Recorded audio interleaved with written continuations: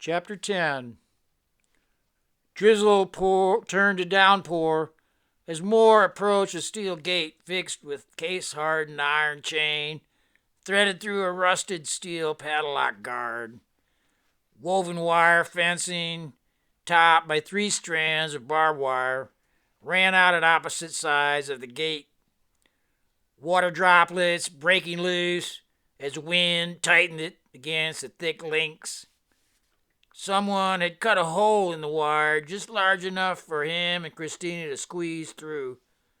Limping over a brief rise, they crossed a narrow bridge to a wasteland of wrecked cars and trucks only partly visible between a sea of thick looping blackberry canes. The path littered with machined offal, rusted gears, axle rods, twisted remnants of rubber hoses and giant tires bleached by years in the open sun was anything but inviting, he thought. Spiked blackberry arms seemed to be gathering in the wasted steel, rubber, and plastic, back into its own source, its own earth, its own body, piles of refuse, and a mountain of black garbage bags smoldered over a sick glow from a green fire.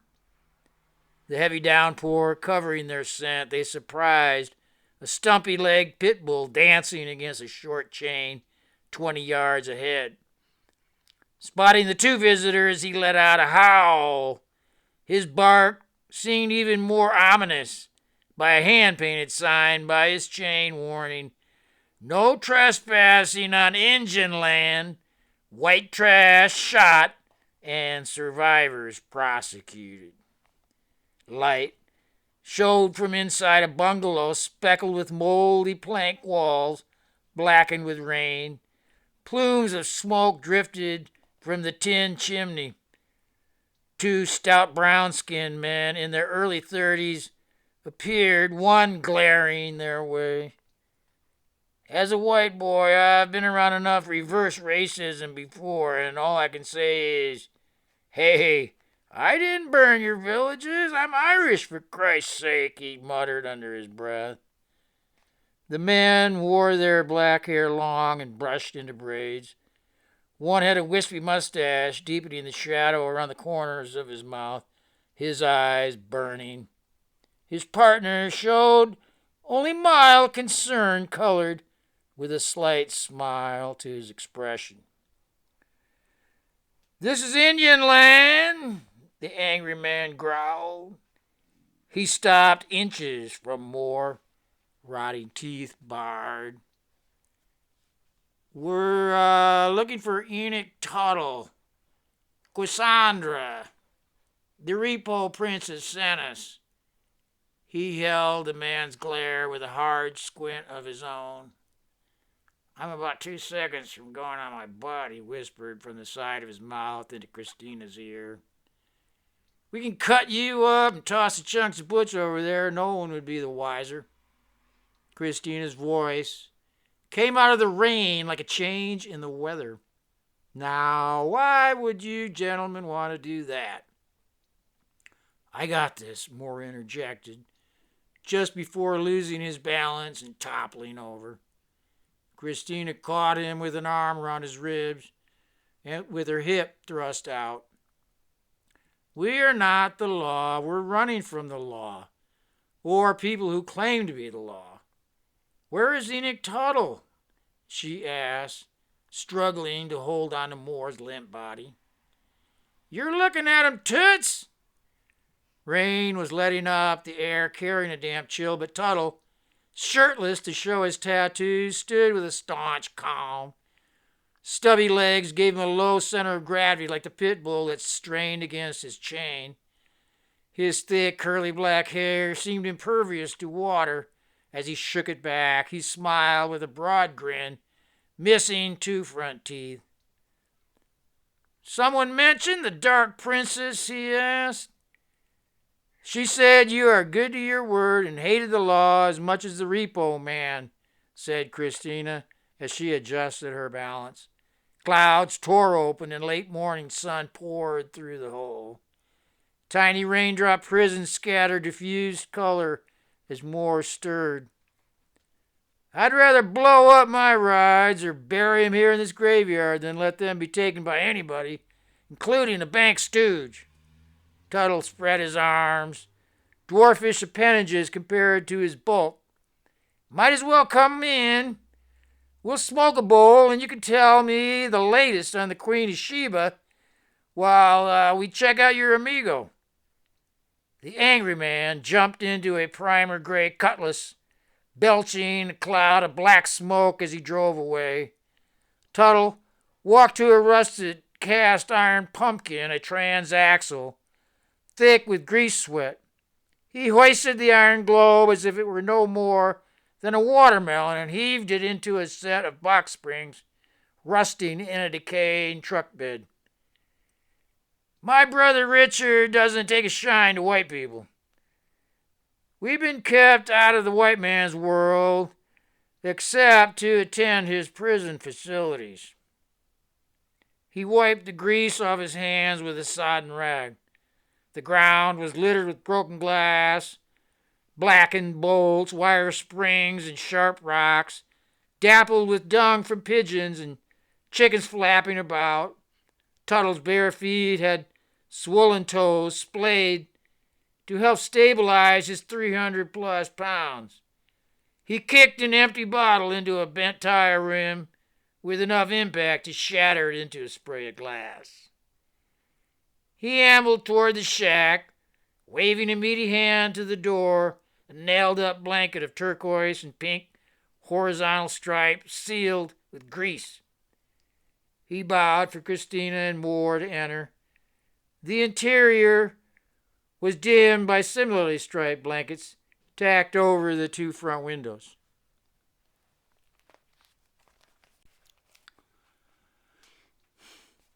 Page 180. Smoke drifted out from the iron door of a wood stove open slightly against a smoldering oversized log.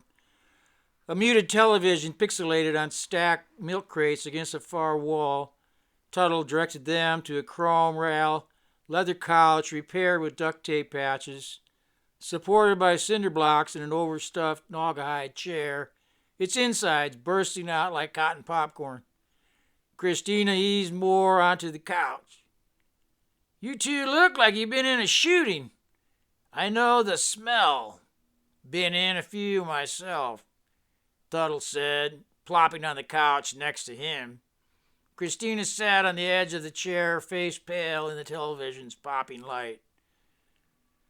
We are reluctant outlaws. I am a professor in my normal life, Christina Shaughnessy, and this is Dark Moore, she said with an outstretched hand. Our mutual friend, Quasanda and Zakia, rescued us from some bad people with guns. The Black Queen has real class, not like the other repo scum I've known. The way she talks, so damn continental, gets me going. She even got the bank off my neck. Tuttle offered a bowl. Hot damn! It's been boring lately. I can use the action. He loaded a glass pipe with hashish that he heated with a match and crumbled between thick fingers. Moore took a long hit. He caught Tuttle smiling slyly before he laid his head back. The room spun, the air acrid with log smoke and the guarantee of mayhem. A pair of lips shone in the half-light of an adjoining room. Fawn, come meet some folks. Tuttle gently pulled her in. My woman, Fawn raved. This here is Professor and her sidekick, Dark. Pleasure, he mumbled, reaching to squeeze her free hand. Frybread Power was inked with a felt marker on the other as she held to her chest. Her face was oily and dotted with pimples, eyes made larger by thick applications of mascara drawn to points at the far corners like a cat. Her gloss lips shaped by liner. Her glistening hair trailed down her back except for a single braid that sliced across her features. She wore open-toed sandals showing off purple lacquered nails. The raised heels exaggerated her hip movements, her butt jiggling in a tight, faded denim skirt with a pink ribbon lace fringe at mid-calf. "Make us some tea, my sweet Mia." Tuttle grinned as he unleashed a head of thick, spiky hair. He loaded the pipe, took a huge toke, and passed it off to Moore, scanning his wound as he cracked some knuckles. "Professor, how does a high-powered woman in the legit world end up getting shot at running from the law?" asked Tuttle. "The brother you met outside is young, full of heat and anger. I can imagine a lot of people who'd fire a bullet at him, but why you?" He lit an unfiltered Camel as Fawn shaved a sage bundle over the stove. The leaf fragments sent up bursts of sweet smoke as he hit the hot iron. Tuttle leaned back, kicked his feet up on a scarred coffee table. "This heap is the last Indian land out of what 25 years ago was over 13 square miles. The tribe traded out for a casino down on the highway. Got everybody living in condos and shopping at Wily'Em." Dart hoisted his bad leg as clay packs plopped out from the heavy tread on the sole of his boot. "You're bleeding pretty good, bro," Tuttle said, his canines catching his lower lip. "I'm a bum. I bleed and breathe. About all I'm good for. Mind if I take another hit?" Fawn poured a baggie of dried tea into a kettle of water coming to a boil on the wood stove. Moore took another long toke on the hash pipe. "Good shit, Afghani?" he asked, exhaling a cloud of smoke. "Hell, man! We be making better hash than those skag merchants. Those motherfuckers cost me 5 years in the queue. I kill any of them get around me." "Tea's ready," Fawn said, breaking Tuttle's tirade. She poured the steaming tea into a variety of jars and cups.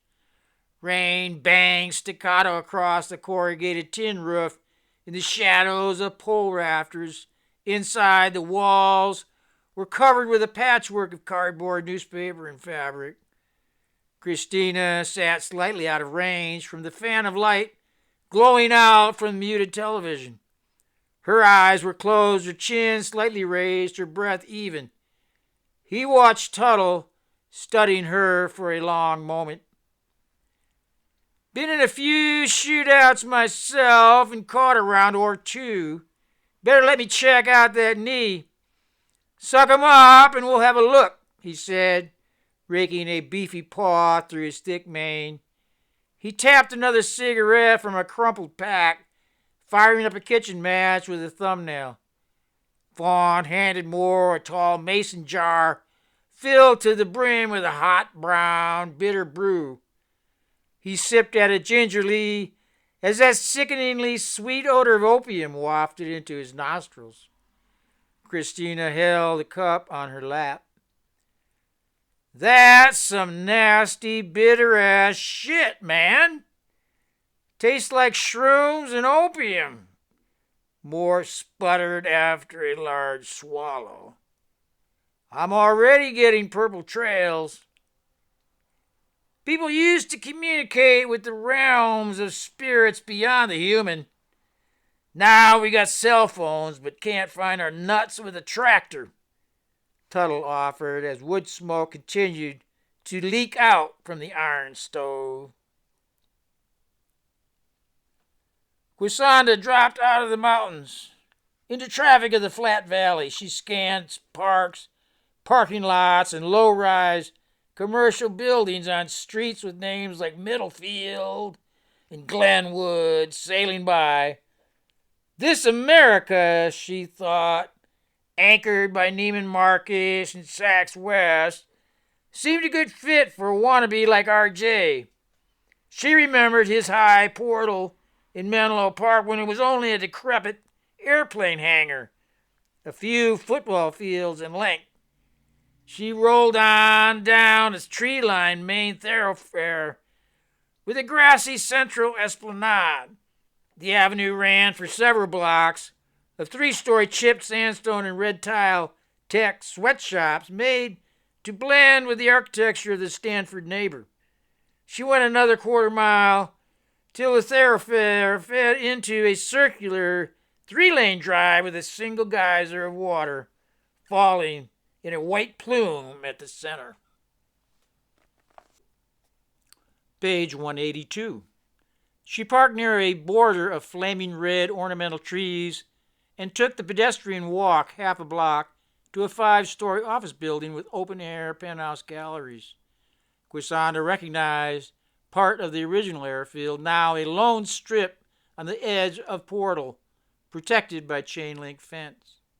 She used her company ID and optical scan to gain access to the grounds. The disk could only be read on the Portal supercomputer known as the Pod.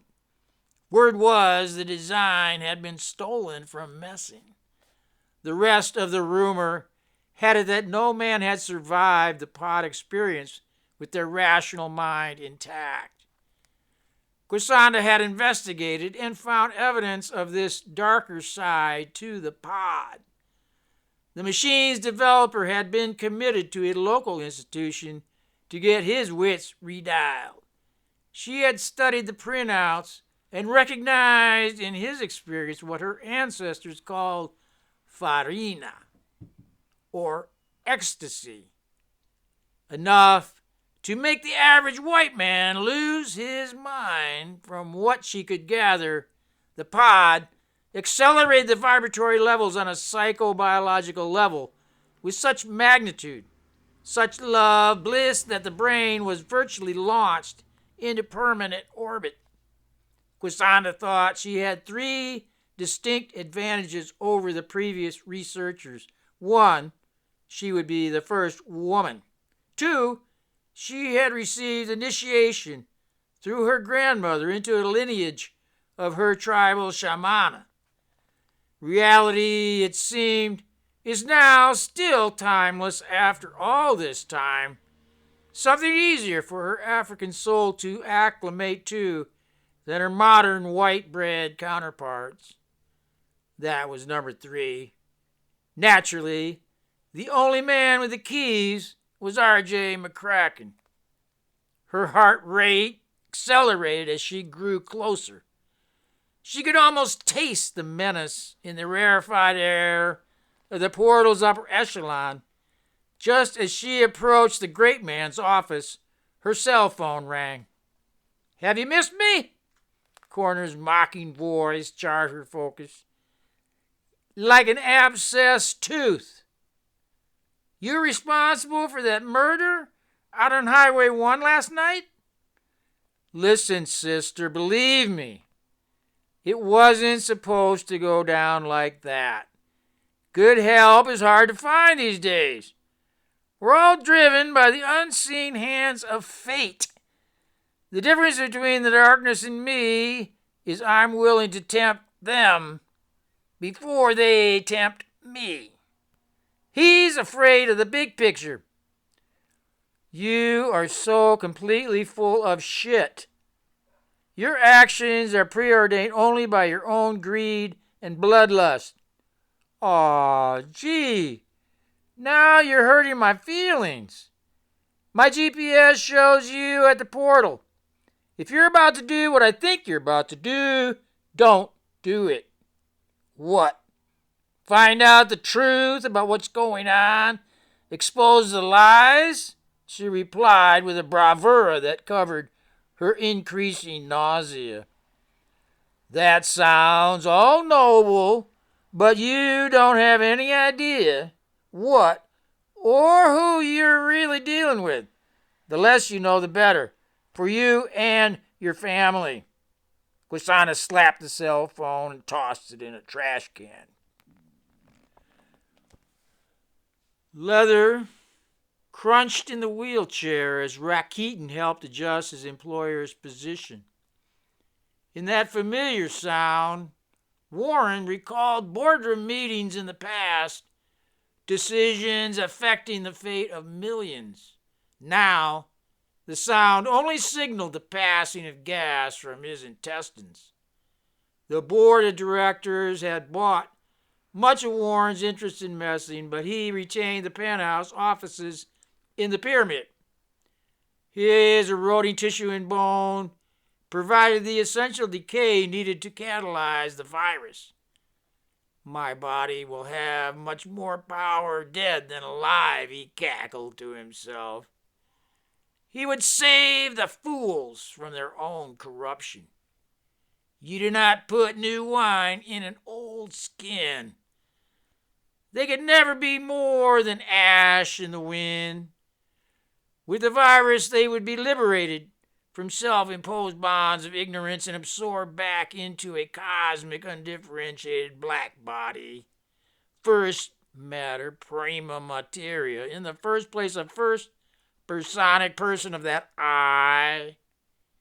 Out in her eye of Eve body with intent of now knowing. Ask knowing. Out of it a being.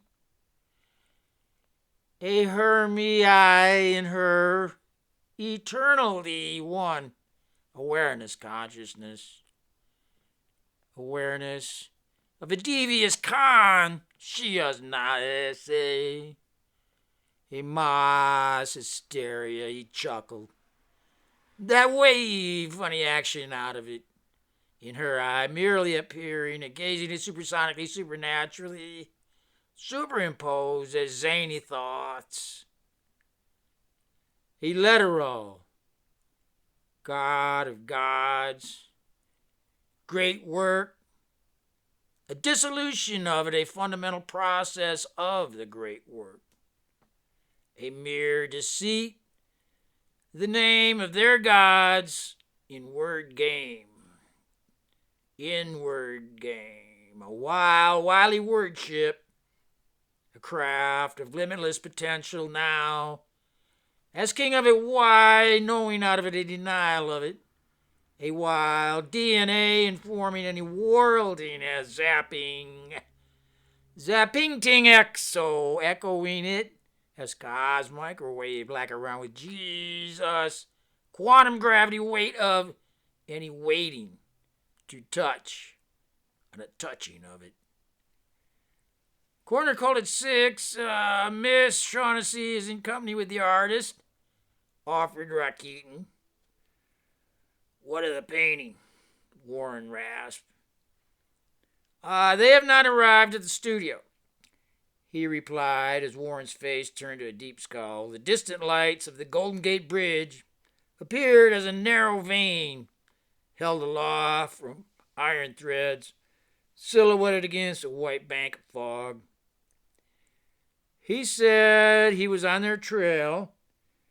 McCracken's agent, Kusana Enzokia, absconded with them, and he believes she is headed for the portal. Our man James says Moore and Shaughnessy are secluded in the mountains. Warren felt his temperature rise. Could anyone other than Coroner screw this up? Hashimi intercepted calls between Coroner and Enzokia. It appears they may be negotiating for the stolen disc and whatever mutual interest they may be scheming on. Will you two betray me? Scrolled his thought now on the digital screen. The weakness in his plan was that it fell on the artist, a man already nearly killed several times. His rendering of a woman's face, so enigmatic and beckoning, could not be forced at the point of a gun. Only one force could generate the image, and Warren knew nothing if not of the power of love. In the power of love, he found the duplicity of hate. He was counting on hate and fate to deliver at least 9 lives in the case of the dark artist.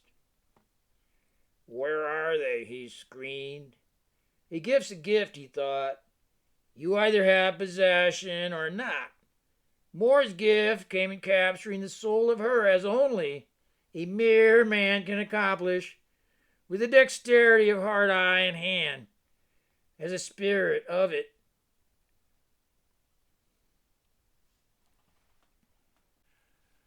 Page 184.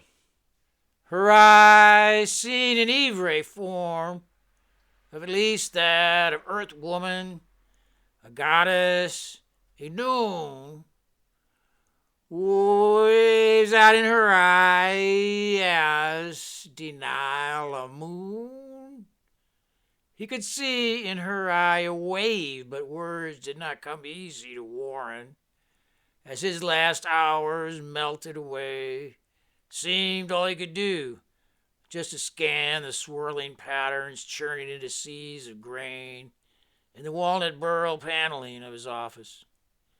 Amber light walls shone buttery as they played over the lacquered surfaces.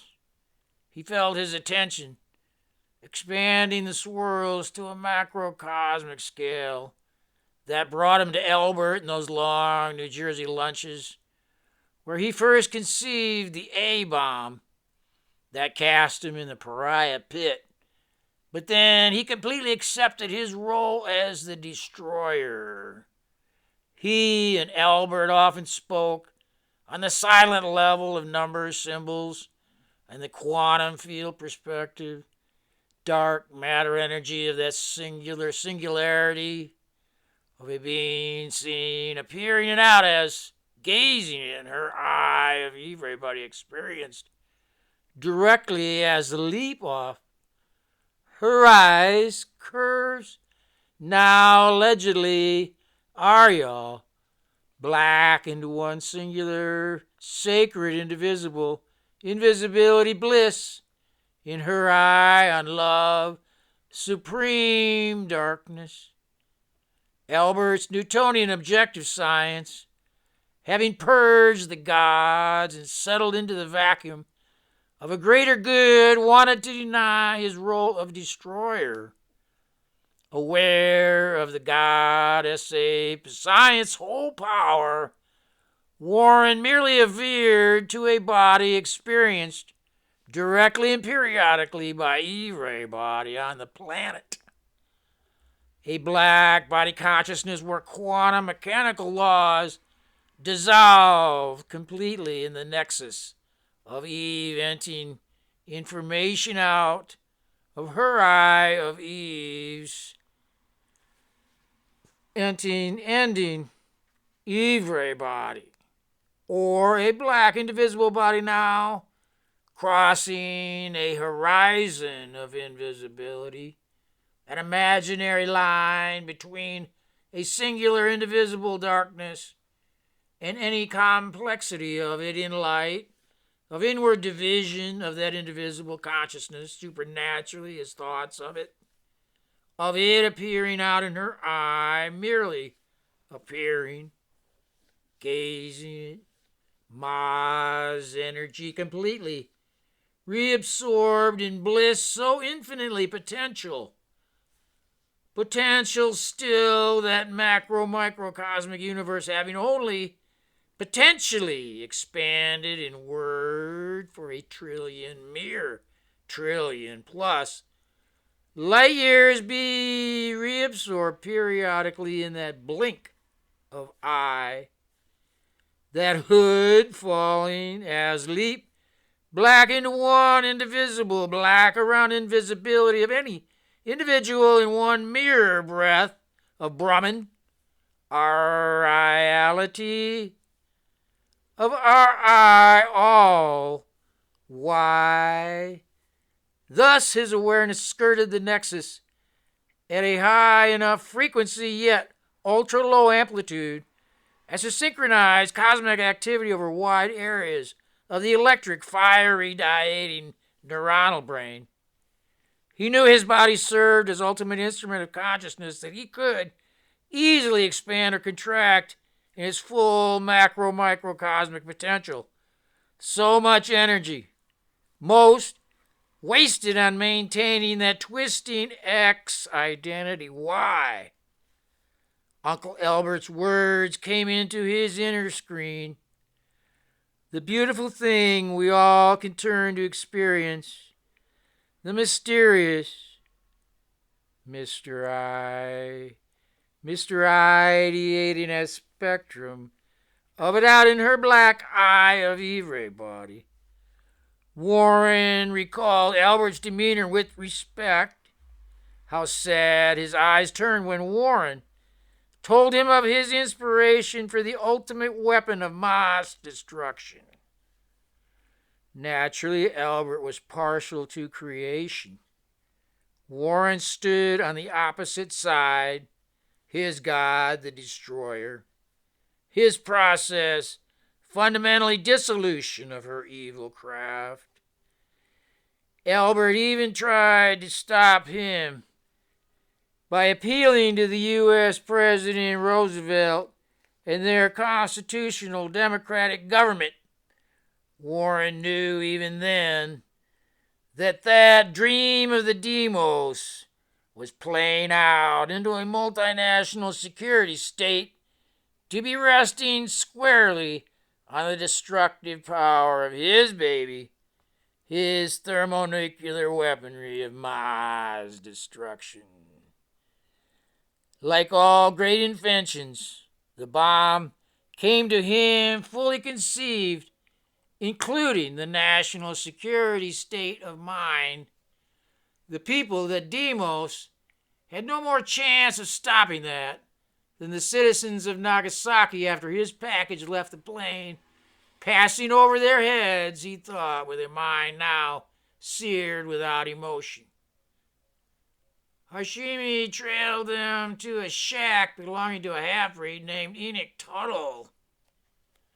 Nothing very remarkable, he thought. His attention flashed back to Albert's eyes when he realized his own genius had spawned such destruction. E equals MC squared. Warren, on the dark side, realized the mirror potential as creation or destruction. What comes in time goes in time. Any existing information potential is merely still indivisible invisibility of a yi, merely appearing. A y as x now. Ask knowing any unknown. Time now out a while space. Curving mirror of intent of her will, her mirror sees. Way of Eve will. A wave out in her eye of evil. That the arc body, E body, Einstein's body, wild DNA, that denial, power of its indivisibility.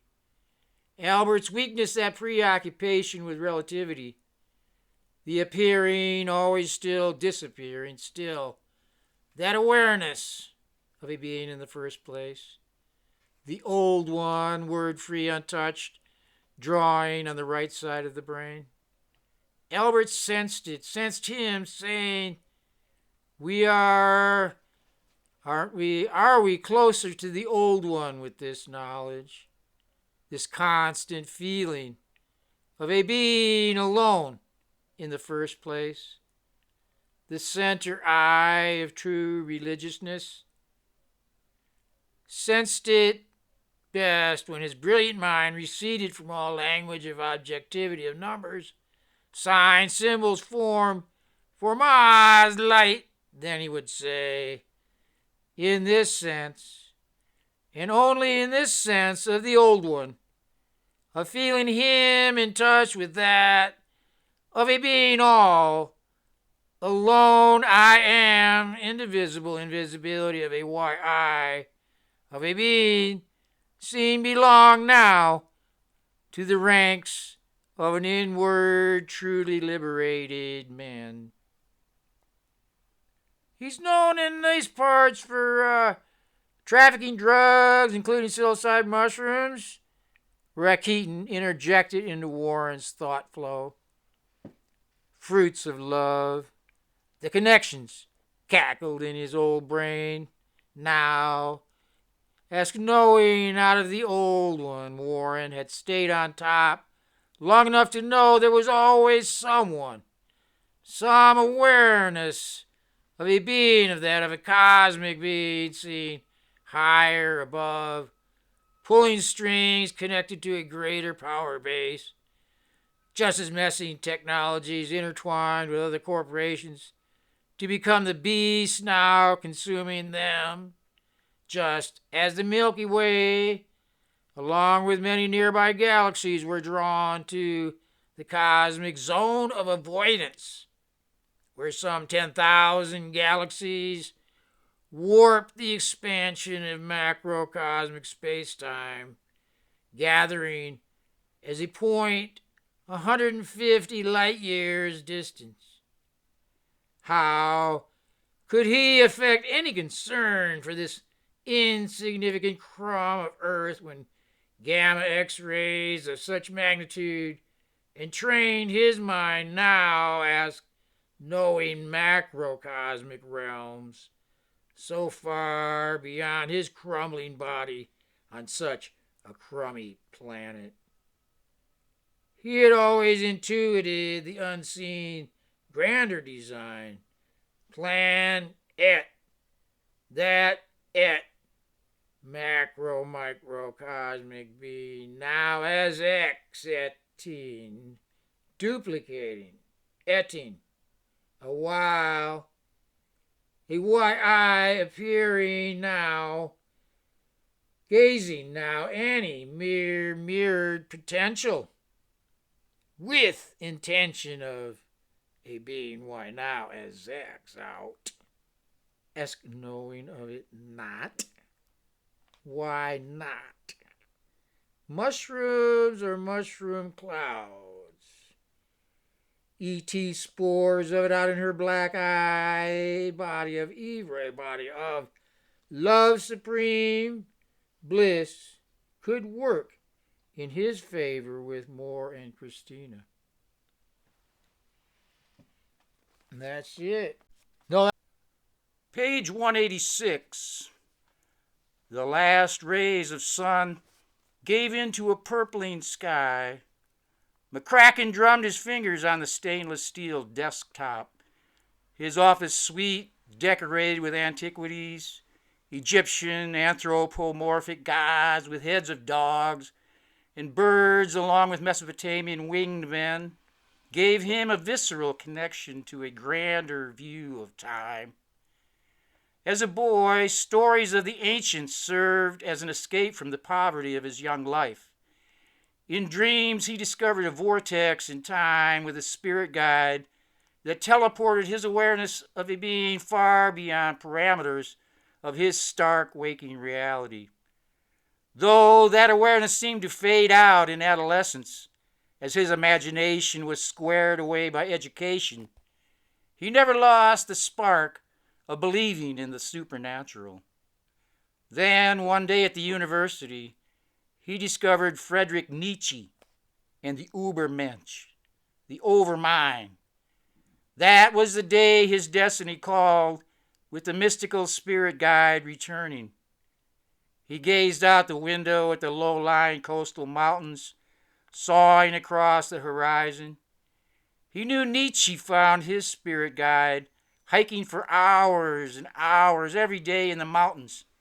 It struck McCracken how one must climb thousands of feet above sea level to reach higher elevations of mind, get above the soupy morass of marine-layered life, climb up into the greater mind, atmospherically clear at ever higher elevations, till reaching the tree line, oxygen diminishing, till bioman evaporates back into one cosmic being. Then mountain climbing became his passion. He found the ceremonial power necessary to awaken the idols in a diminutive East Indian electrical engineer named Ramaswamy, referred to as Ram. The thought of his clip character calling typically before daybreak on a Saturday brought a smile to RJ's lips. Ram was a gifted engineer who, covered in sacred ash, could perform traditional ceremonies, anointing and awakening ancient idols whose otherworld dimensions freed him from the conventional self-concepts that boxed his competitors. These ceremonies, with their ensuing transitions of mind to the greater timeless overmind, freeing it from biological limitations, along with Ram's brilliant engineering, led to the development of his supercomputer, the pod. Unfortunately, the only 3 people who had attempted to operate it came out with brains so scrambled they turned into incommunicative zombies. The pod, technological extension of the Ubermensch, the overmind, the macrocosmic mind, seemed to swallow whole the relative microcosmic identity of any man. It operated on them as they tried to operate it, he mused with a frown. Yes, he replied to an interruption from the intercom. Ms. Enzokia to see you. Good. Send her on it, he replied as he straightened his jacket, just when he needed another guinea pig to operate his baby. He was familiar with her background as a tribal shamana. Was she not a living archetype, African woman, a womb of the cradle of mankind, a perfect match to the archetypal matrix from which he had derived his design for the pod? Plus, she had a great ass. Corner that psycho son of a bitch. He killed my sensei and blew up my fucking house. He ranted to the black Sheba that loomed over him. Fortunately, there was already a fire truck in the neighborhood. Sit down, would you? I can't think with you hovering like that. You really want to go into the pod? He asked, stepping from behind the desk. He walked over to the full-length windows, stood and drummed the glass with his fingers. Spraying out below, he saw his mini empire with employees hustling about manicured green open spaces. Vital, he knew, for his elite minds to meditate. Meditation, finding oneself merely a being of that of a cosmic being. Man as mind, memory, mirror, reflecting over mind. Ubermensch. Supernatural man as mind. Protean man. He knew it as the key to unlocking the Protean alpha state. Timelessness and immortality, still reality. Immortal man as mind, or why? Reality at the heart of any mirror or mind. Mirror or the real goal. Or the real goal of mind, or why, thinking of a being in the first place, he thought. There was the wide open door, yet somehow the approach remained unapproachable. The mythic line, the event horizon, once crossed, nobody ever returned to tell the tale. The paradox made his jaw clench. It seemed to reach that complete absorption of realization of that supernatural, a Y being he, RJ must die, must disappear black into that indivisible. Unless there's some other way to read this disc. McCracken turned with the mention of the disc. He found the Black Princess holding a .22 auto in her right hand. He couldn't help but smirk, seeing that tiny pistol in a woman's hand, trying to intimidate him in his own sanctum. You're kidding, right? You threaten me here, how far? She fired a round at his feet, catching a bit of the Italian leather of his loafers. The report so muted it wouldn't pass beyond his office. I can, and will, seriously fuck up your day. I'm not so concerned for my safety, though, having worked security for you, I do know my way around here. Otherwise, I wouldn't be going into that crypt of yours. So come on, RJ. Fire that bad dog up. You know you want another test, dummy. Hey, easy. Fuck's sake. These shoes are handmade. Let's cool down a second and consider our options. I do have the husband's ashes card. Quasana gave him the sad-eyed treatment. And of course, he always fell for it. She would always hold the missing mother card. That, and she had a great ass, and lips that promised some entirely different cosmos to inhabit. Then a cell phone rang. Corner! You puta heel! Easy, boss. I didn't do your man. Darkmoor went full-blown psychopath on me. He got hold of my gun before I realized what the frack. He cold-blooded shot your sensei. Somehow he got it in that demented, paranoid artist brain, thinking your man had killed his wife.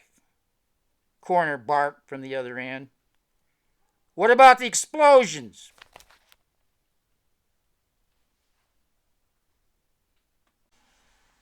Page 188. Faulty gas lines, what I heard. Fortunately, there was a fire truck in your hood. On medevac, some old fart slipped in his bathtub, and heads up for that black brat with the kinky braids. I was on her trail, trying to recover your stolen property. She got lucky and managed to give me the slip. And what about the disc? McCracken asked as he let the phone go silent for a second before turning it off. Here is the disc, she said, tossing the item on his desk. So, how about my husband's ashes? I must have known you were coming. I got them out of my safe earlier. They're in the urn there on the shelf. We'll bring them along on the way over to the pod. It's in the old hangar. You remember the last of the original 1940s airstrip? It's my sentimental side. You wouldn't like to fuck somewhere along the way, would you? He asked with what felt like an almost fatherly grin. Oh, gee, let me think about that for a second. No, she said as she moved over to him. I know about your proclivity for pain, somebody else's, and I would have to be the one delivering the blows. She concluded her words with a fist tightened around his cojones. What was a man to do? He leaned in and bit her gently on the neck. He felt her flesh quiver on his lips. It ain't all bad, sister, he said, looking down into the pools of her eyes. I make everything available to you. I'll call down, give the guys, get them to fire up the beast if you're ready. Forget about the gun. The deal has expanded. I do need a compatible user. If you're going in, I'll roll out the red carpet. I really think women are more compatible for reasons I've explained to my technicians, but they still don't understand. They're probably all men. Show me the pod. Quisanda and McCracken rode the elevator down to the open courtyard, ringed with trees, twinkling with amber diodes strung like miniature stars.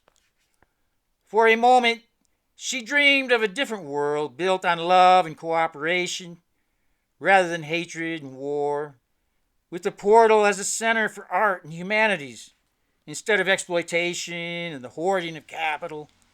She saw lovers, young and old, drifting across the plaza, then blinked, realizing they were men in lab coats, engaged in a discussion, probably about engineering a man's mind or a memory in hers, she thought. Above the hangar, the sky shimmered with carbon exhaust as nearby rush hour droned. They entered through 40-foot sliding doors, standing elegantly suspended in a web of filament. The cool, warm, white 3D egg-shaped pod glistened in the overhead light. She watched McCracken touch a screen, setting the whole affair in motion. The pod in free motion appeared suspended, as if in a dipolar anti-magnetism, floating on an electromagnetic, invisible blanket right before her eyes. Quisanda stood transfixed by the intermeshing pattern of light and shadow. McCracken signaled her to the vacuum room to suit up for her baptism. She stepped into the changing room, and without bothering to close the door, stripped completely naked, she turned to face McCracken as she slowly slipped out of her panties. Standing with her legs apart, she reached over and snagged the jumpsuit from its hook.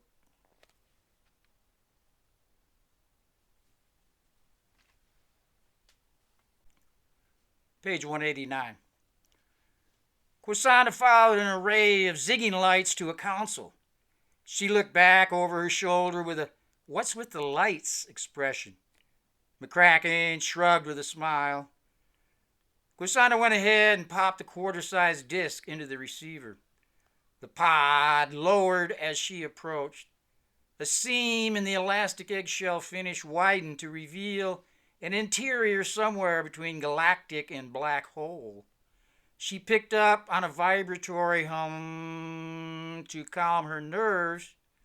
She began to hum along in the same pitch, finding herself merging with the atmosphere of static charge that pervaded the open pod. One synapse. In a blink, she slipped inside. The pod enveloped her eye in a way that, much like falling asleep, instantly dissolved any sense of a being otherwise. She was in the heart of it, as complete awareness. She now was the heart of complete awareness. She thought later she would remember to think about it. Then a prick of tactile impulse awakened an abiding focus. Her fingertip was dented by a pointed shaft. Christina realized she was fingering the medallion on a silver chain around her neck. The lingam yoni, the diamond in the chalice. Her focus slid away. She thought, let there be light. Beams of cool radiance spread before as digital arrays, filling her, pervading her, projecting her inner sense of a being still in the first place. See now, ask now, out it, a wide-eyed, singular, indivisible vision, seeing, insight, seer, pervasive, pervading. A being of singular blue electromagnetic light penetrating even the hoods of her closed eyelids, absorbing her eye in it, she, it, a being seen still in the first place. Fractal patterns informing complex geometrical configurations translated information from waves of it out in her eye of Eve, everybody. Waves of her eyes, ocean, her eye now. Ask nowing out of it a mirrored seer insight seen on it, an ocean craft a sailing over it in her eye upon mirror see as her eye waves of Eve, body of that mirror are y'all. High priestess, virgin mother as zany potential going out of a being gaining that gold at holy black Psi whole womb. A now appearing as empress with doorway of it out in her eye wave. Her eye wave function. In her eye a funny action of that black womb, sciencing a whole bomb born on a Y-eye inside of man as mind. Ocean of motion still a why he. Why the man without womb as mind, or why then when womb bomb memory, why if only to lose it you don't lose it. Why me or you, she wondered from her spirit guide, her totem in cast silver diamond entering the bowl chalice, hanging in 3D around her neck. You do not. You are that a wild DNA. Deny now, luminous subtle body of denial. A wild repository of all myriad possible, mirrored potential lives. Her spirit guide speaking straight away.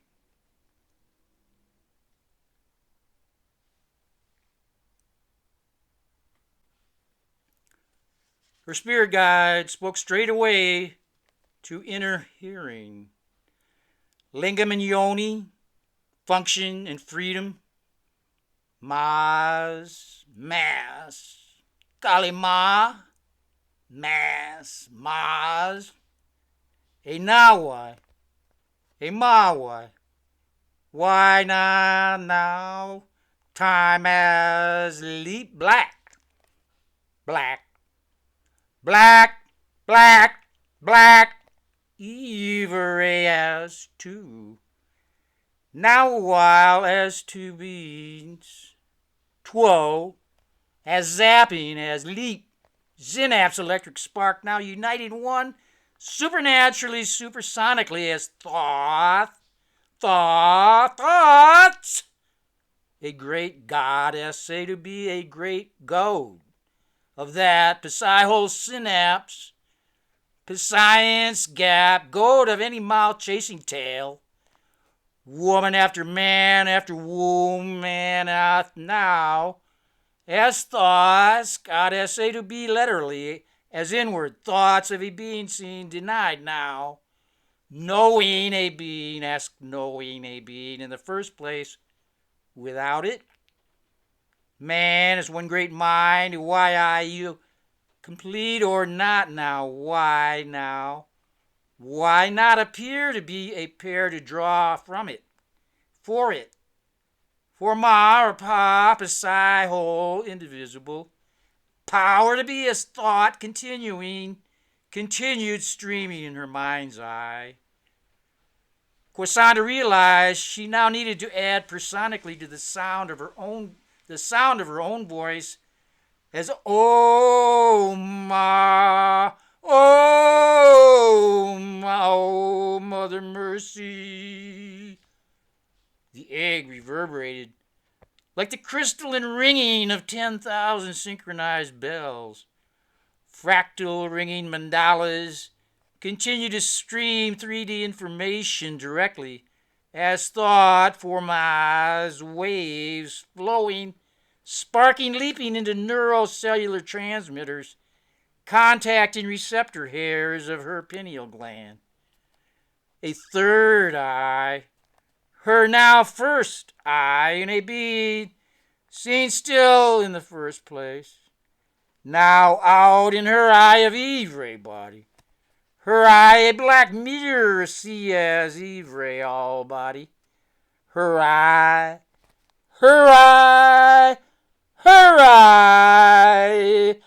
a ray reflected by the mirror, our eye, flexion of a her him as her me as thoughts, him as thoughts. Ibis, I being is, as go, and any letter all in wild denial, wild DNA, me. Why now, me, mere denial of it, out now, ask no, knowing supernaturally superimposed as of thought. Zadi literally, any mirrored, why now, the duplicity, the mirror craft of her eye of Ivre body, a wily wordship craft, a while now, space and time, in a wordship, worship sailing as zapping her eye, mirroring a sea as in the eye any, in a why point of view of why, why now, why noon, a wave of her eye in four miles, in word of it, a BM enough for miles, indivisible, invisibility now, knowing information, zapping ask, curving, spinning chakras wheels, turning we all into ganglions of neurons firing wise. Do me domus, essay to be home now. A being in the first place as supreme end. Time now. Why? For Mars, what purpose? Per her eye, pose, seer sightseeing. Noon. Seen sending out in her eye of Ivre as leap into a body as cosmic synapse between her mouth and his tail, or his mouth and her tail and her eye. A cosmic memory of me or you as zapping sight. Psight. Noona. Numerally, y'all. Her she's seeing y'all. A wave function of function. Busyness of busy. Busyness, then complete darkness till that warm, cool blue light broke, then into now. Esque, nowing prisms of color patterns, forms growing cellularly, dividing, reforming, in constantly fluxing flux. Eve Ray body tempted to surrender her will. Her little life to this enchanting galactic sea is inside out of her eye seen. Of a beaming something.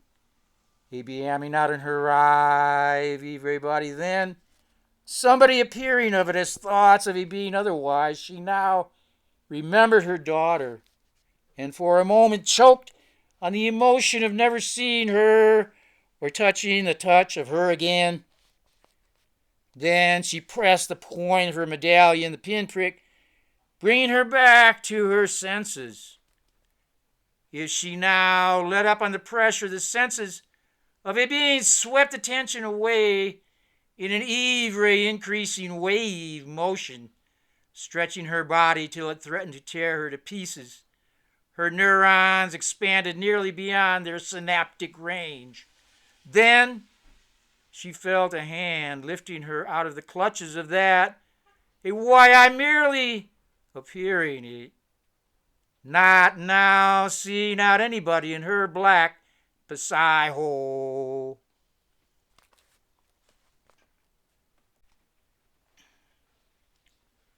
Page 191. Moore lost himself in the patter of raindrops and the muted drum beats coming from an unseen source. Rain gods beating on his eardrums. Gusts of wind rattled the corrugated tin roofing sheets overhead, laid across pole rafters. The psychedelic mushrooms seeped into his perception as jeweled fruits. On lush vines appeared before his eyes, light waves, psychedelic waves of it out in her eye, mass, supernatural color of Eve. In her eye, a sublime e-specter eye, spectrum radiating, superimposed over the coarseness of the room. His senses of a being, any body, melted into the tuck and roll leather of the couch.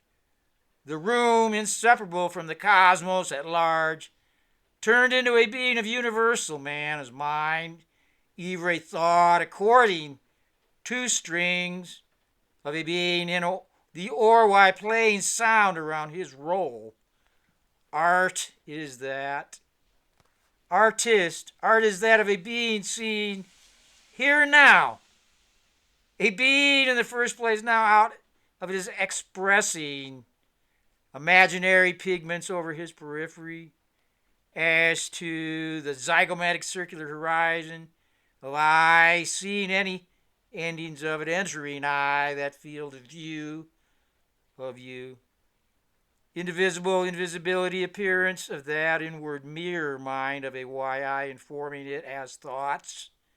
Supernaturally, supersonically superimposed by now as cosmic memory, as causal a cause of ignoring, ask no knowing out projection of it. It, he being still in the first place now, as thoughts of it out, casting hooks. Tuttle's movement to a battered chair across from Christina left iridescent trails as if his mass moved in subtle stages, trailing in space.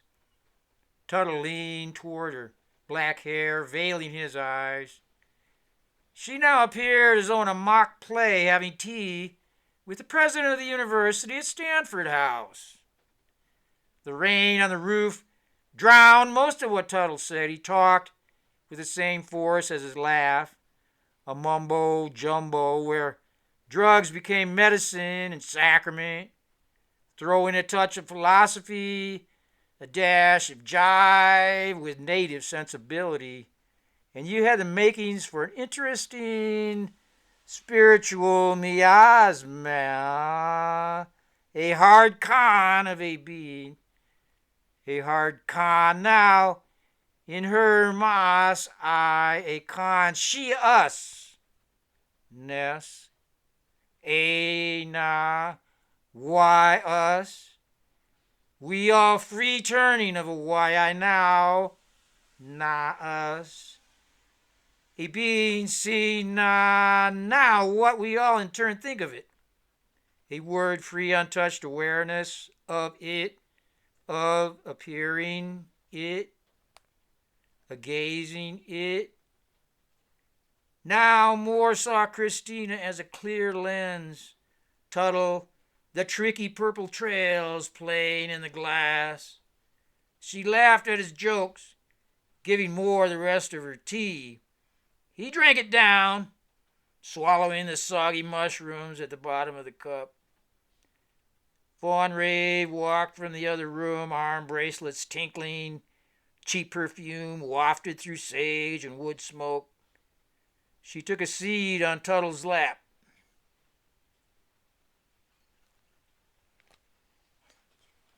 Page 192.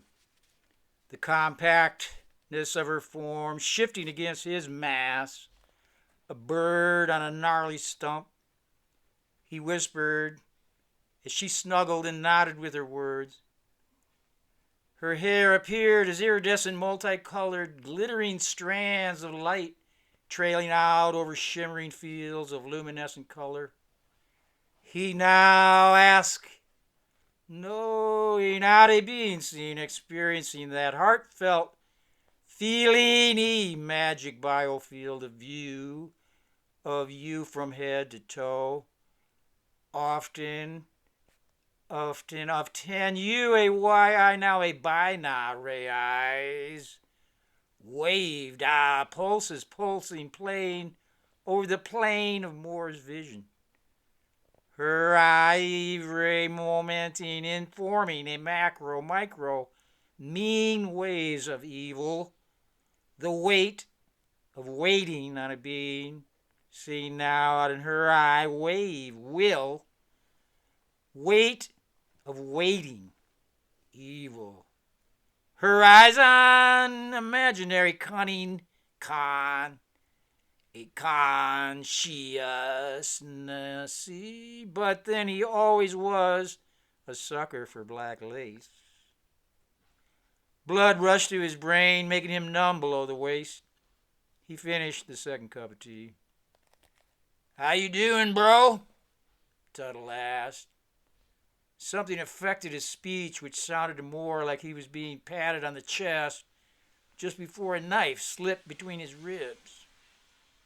He just replied with a nod, not bothering to attempt verbal communication in his inward dissolution condition.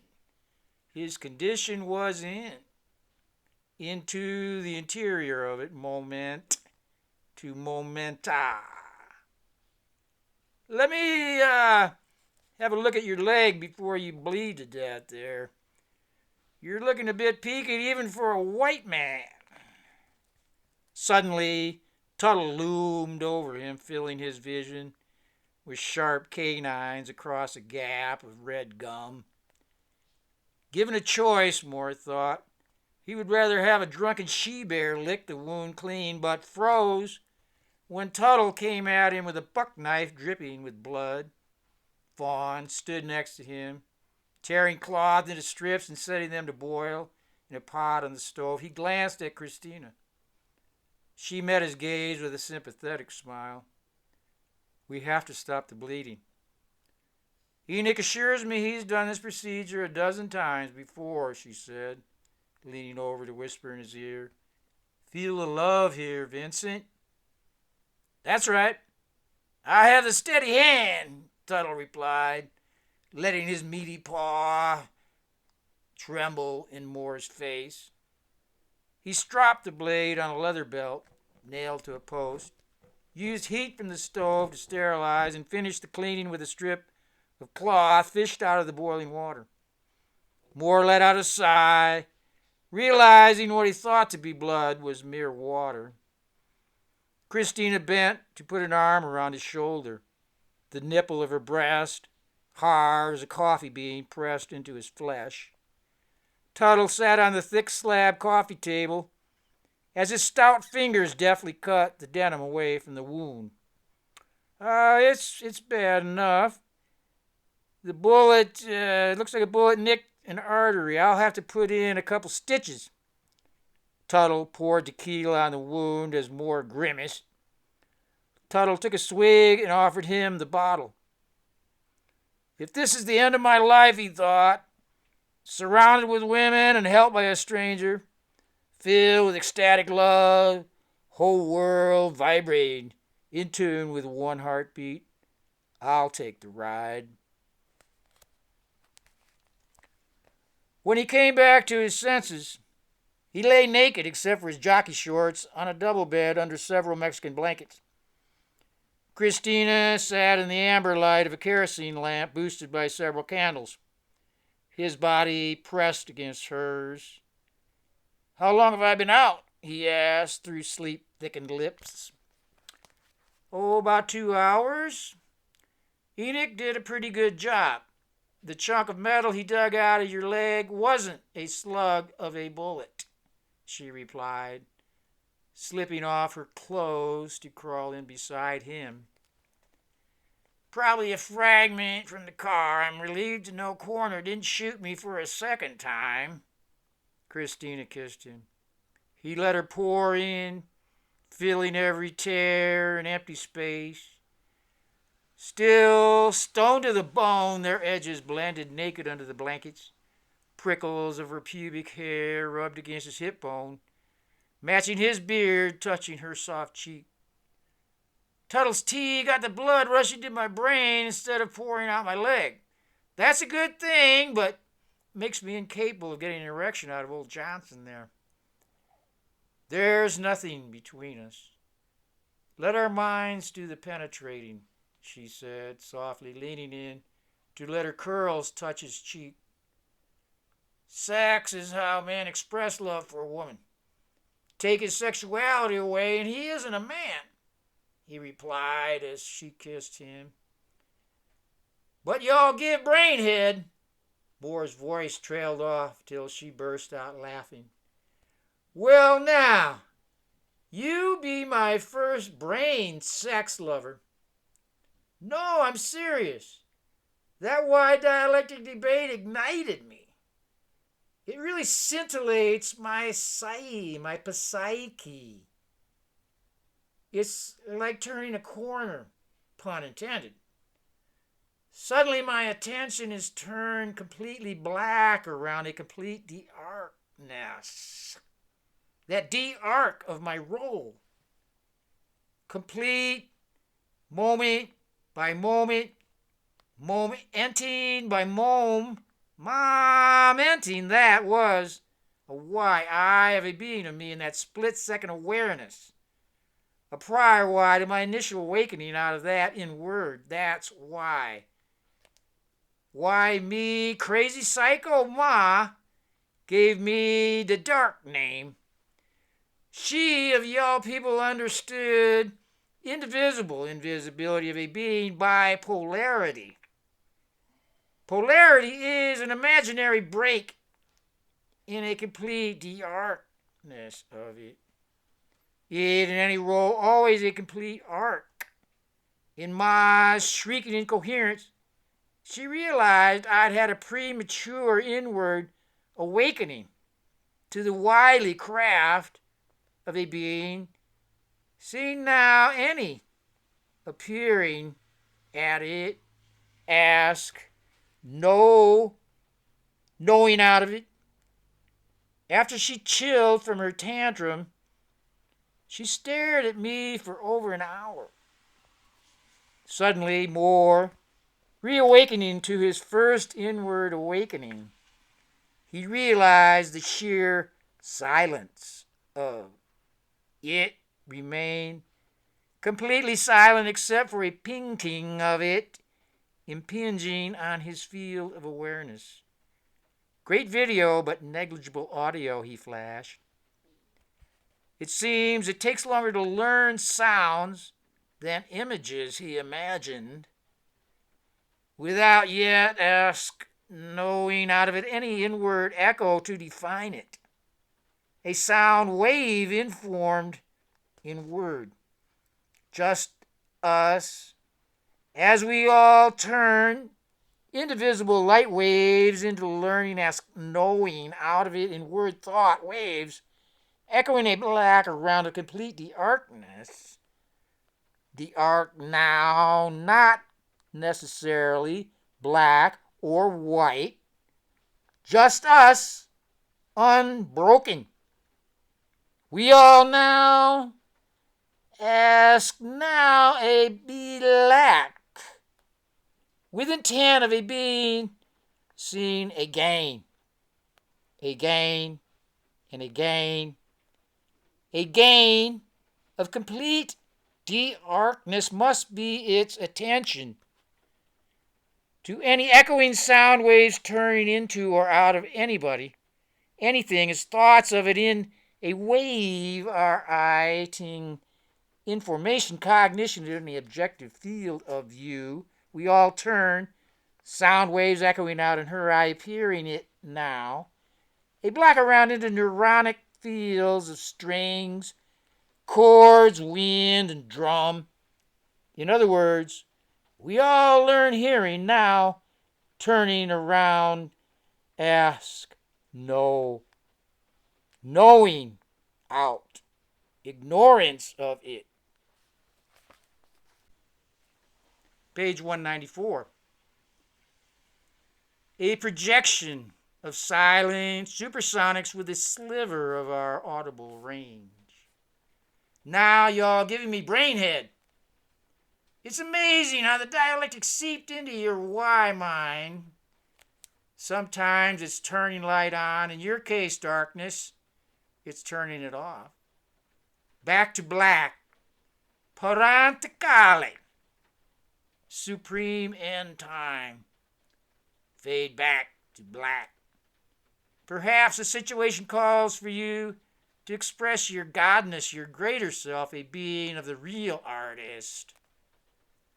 Christina planted kisses on his chest, pulling the blanket up. He closed his eyes to hallucinate the inner word-free world of patterns, shapes, color. Then, in the blink of an eye, he found overlaying it an inward awareness. A cobra reared up out of a swirl of colored threads, transforming from serpent to deer to cougar to wolf. Wolf howled in turn, becoming a woman, seated on a cube of stone, crowned with a crescent moon. On the lap of her blue robe she held with delicate hands a scroll that unrolled to form a path. Mountains rose beside the path, now a valley cut with a river running red to match the sky. Skeletons walked, swinging swords and scythes over a field of human appendages. Heads stared with unseeing eyes. Feet walked in the direction of a setting sun. Hands waved hello, goodbye. He blinked. The serene face of the priestess appearing before a veil, stretched between two legs, one black, one white. His field of view moved between the legs, now pillars, leading to a doorway. Color ranges shifted From hot reds to cool blues. He opened his eyes, letting the lamp dissipate her image. Christina lay beside him. She seemed focused beyond until she turned his way. Enoch saved you. He could tell you'd almost lost enough blood to lose consciousness, she said, snuggling into him. Figures I'd owe my life to an outlaw medicine man. He watched a bat darting in the rafters. His heart pumped such pure love with Christina that a lump swelled in his throat, tears pouring from his eyes. With any luck, the stitches would hold. A fissure of light split the darkness. It opened up as Cassandra found herself pulled gently from the pod by two waiting assistants. They settled her into a cart, driving her from the hangar to an elevator leading up to McCracken's office. She felt completely numb, arms and legs limp noodles. She could see her wiry hair wild and free alongside her face. To her amazement, they drove her down the hall from the elevator right on through double doors and onto the thick carpet of his office.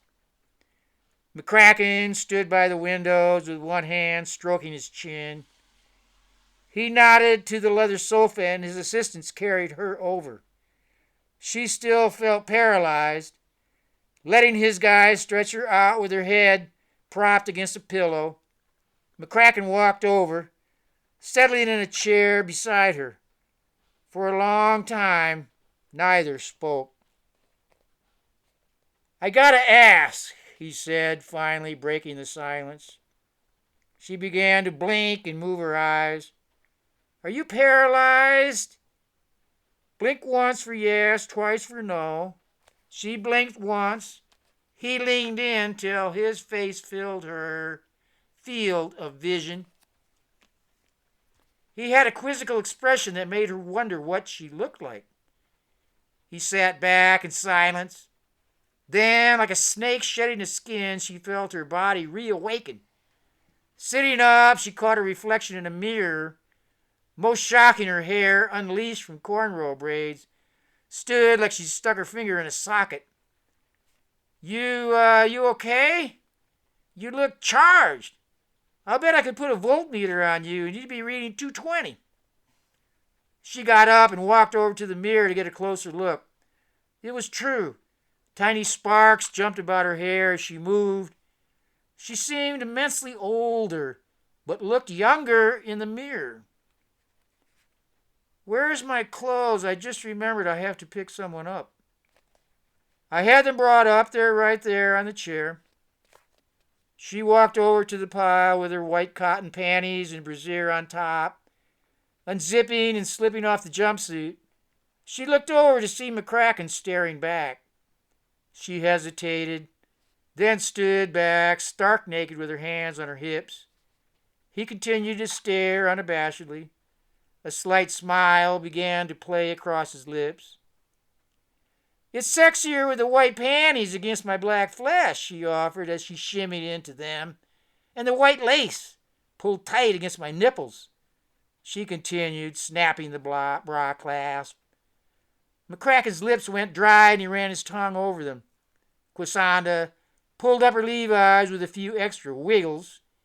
She couldn't resist pulling his chain and finished dressing before he managed to say another word. As she holstered her .22, he realized she was getting ready to book. Wait a minute. You can't leave without debriefing. I'll be brief. Meet me later. I'll properly debrief you then, she said, walking over, giving him a kiss and a nip on his neck. Where and when? You got my number.